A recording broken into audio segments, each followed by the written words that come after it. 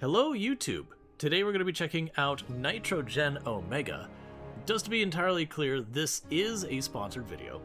But with that said, so Nitro Gen Omega is advertised as a tactical RPG, and the first thing I want to kind of go and address is when you think about tactical RPGs, you usually think about characters on a grid, you're putting your person behind cover to reduce your chance of getting hit.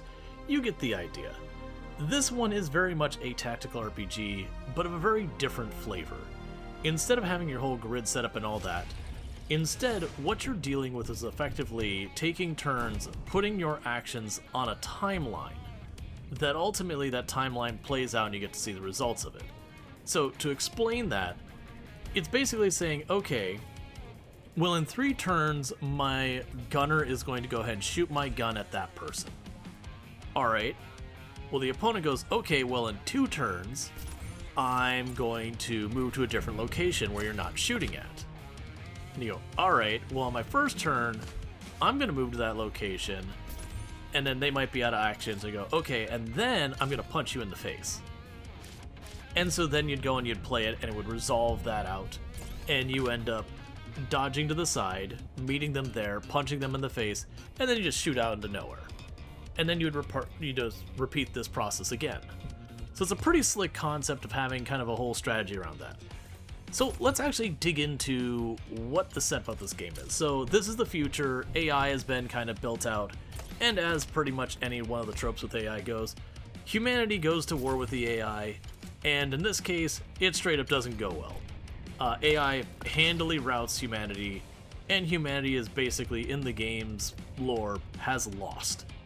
And so you are now mercenaries just kind of riding out the end of the world, and maybe things change in the story that you save the day. I don't know, I haven't beaten the game yet, but that's kind of the direction it seems to be going. Now with all that, there's some really slick character customization. So in a lot of RPGs you play, hey, I'm playing as this main character, I'm playing as Cloud or Tifa or Barret or what have you. In this one, all of your characters are custom made. Now, there's lots of games that obviously let you make custom characters, but they can be pretty limited on what they let you do with your characters. They're pretty rigid on a lot of that. With this one, it's got pretty slick graphics. It's kind of got like an anime light type setup. The stunning animations are really, really fun. The kind of over-the-top facial expressions and all that can really get you to chuckle and laugh each time you start a new fight or something happens. But there's a lot of customization you can actually go into. Now, one of the fascinating things about this is I literally did 3 separate runs. When I say runs, I haven't gotten very far. But 3 separate runs that I used the same characters I made. In all 3 runs, because you have different traits and skills you pick up as you go along, that it's not like some games where you hit level 5 and it goes, okay, you hit level 5, choose your trait. And you can kind of fall into the pattern of making the same character again and again. In this one, there's randomization around it.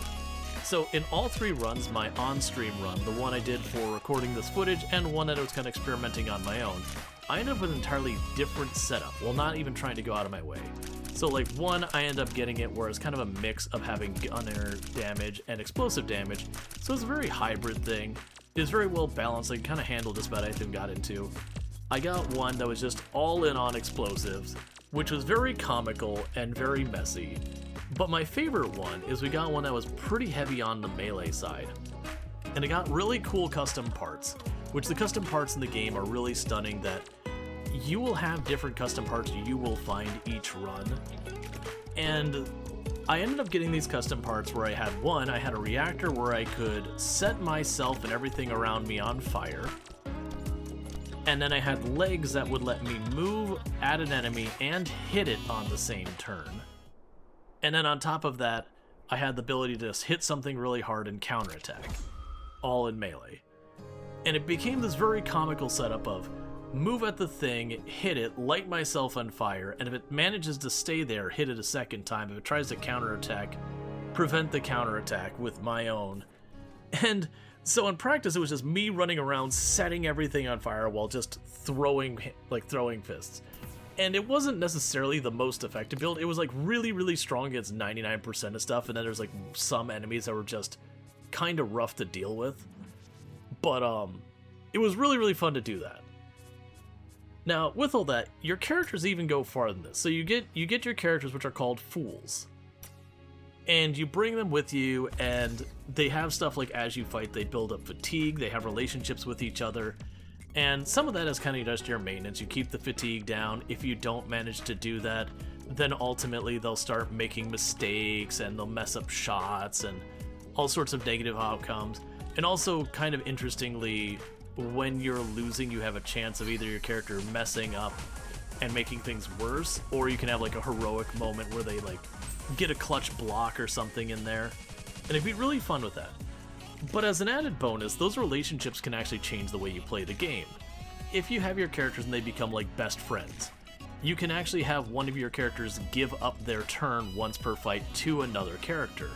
So like if your pilot is besties with your gunner, you could be like, okay, well, if my gunner gets an extra turn, I can do the damage to finish this thing off, give that turnover. But it's kind of got this cool other side to it, where they can also hate each other. And it can also be a good thing. You can have two of your characters absolutely hate each other's guts, and instead of giving their turn, they can take it. And that's just kind of one aspect of it. And so there's a lot of different flexibility you get in with a lot of that in going through everything. Now, as you level, you get these traits, and they can change the way you play. So I ended up having, with the one run, that was the balance between explosion and shooting, and what ended up happening was, I believe it was every turn when I shot a gun, I would end up getting 2 extra damage, which isn't a lot, but it's something. Now, in the other runs I had played, other than that one, I was preferring the shotgun. It would do 6 damage up close, 3 damage at a range. You know, it just hits really hard compared to the 3 that the regular gun does. But in the case where I got those 2 extra damage, there was another gun that fired twice in a turn for 4 damage. Well, with the extra 2 on there, that thing became utterly menacing. And so you can see how much that would just change the way you'd start messing with your different aspects. And there's a lot more to the game than just shoot, punch, dodge, evasion, like that kind of stuff. There's all sorts of really clever enemies out there. Some will hit really hard, really fast, and all sorts of stuff. Some have like counterattacks, some have like equivalent of thorns. And so you have a nice enemy variety. The animations for the game are absolutely stunning, and make me chuckle like every other time, because the characters' faces are just ridiculous, so much how emotive they are.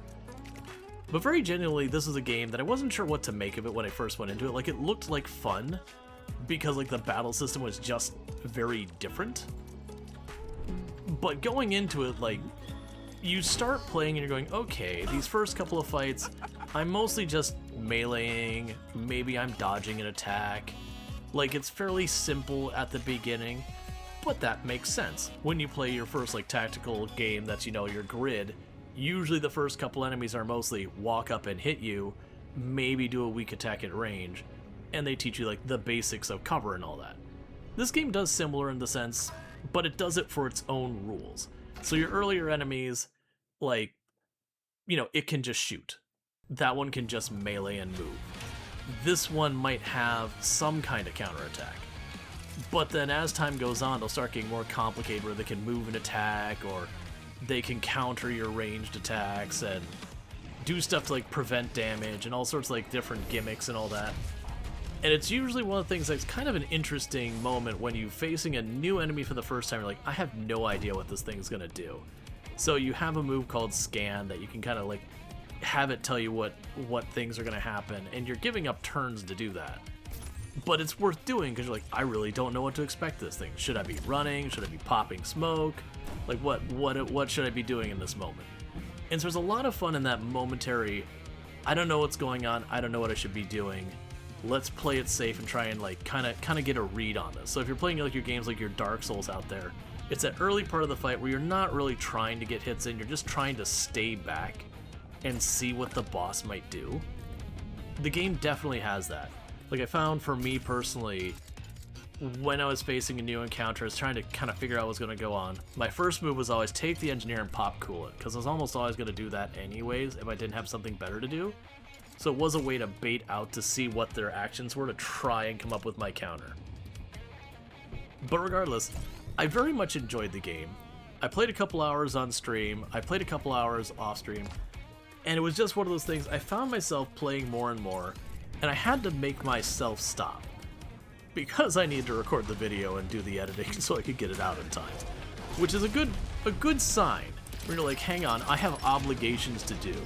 I really need to stop playing the game I'm supposed to be writing a video about so that I can, you know, do the whole writing the video part. So if you're looking for yourself a RPG that'll do something a bit different, has a good time, can be kind of some silly fun with some good variety that you kind of sink your teeth into, this definitely feels like one you should really consider. It is one I'm looking forward to playing a lot more on my own time and all that good stuff, because I very much have enjoyed it. And with all that said, I do hope you'll check out the VOD from the stream we have. I'll have that go ahead and route you over there at the end of the video. But regardless, thank you again so much for checking this out, and I do hope to see you in the next one. And thank you again. Take care.